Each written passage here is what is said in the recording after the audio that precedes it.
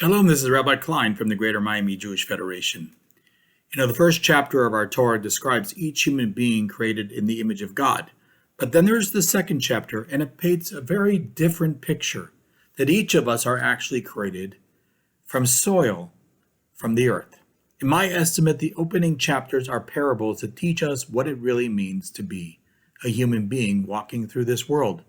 Think about it. The name for a human being in Hebrew, Adam, comes from the word Adamah, the soil. Our primordial first human being, Adam, or Adam, is placed in a beautiful garden and can partake of anything he wants, all of its pleasures.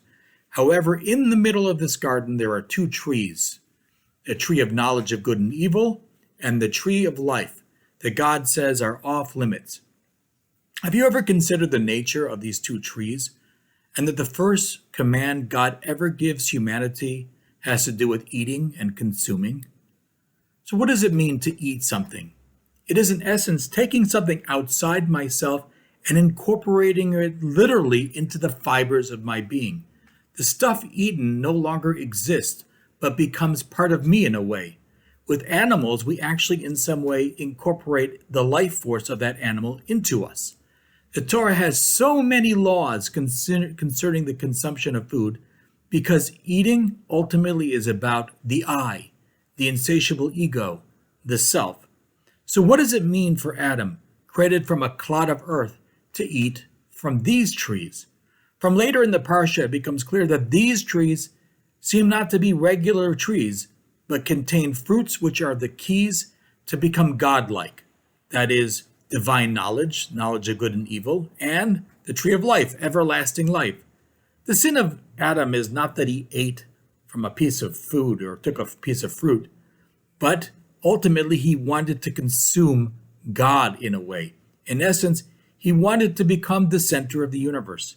In this action, Adam lost all sense of proportion and limits, and the punishment of death he receives is a stark reminder of the upper limits of human power.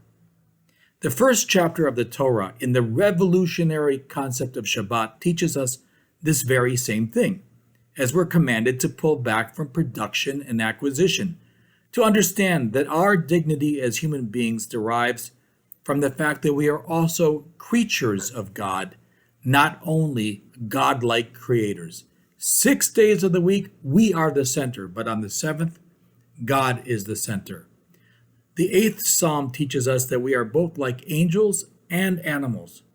When we forget that we are not only godlike, but also that we are dust of the earth, we forget our own limits. When we recognize that we are of the same dust as our fellow creatures, we experience the vulnerability of life, but also a sense of solidarity with others. In your life, when do you feel godlike, created in the image of God? And when do you feel like the dust of the earth? What are the lessons that we can learn from each of these feelings? Wishing everybody Shabbat Shalom.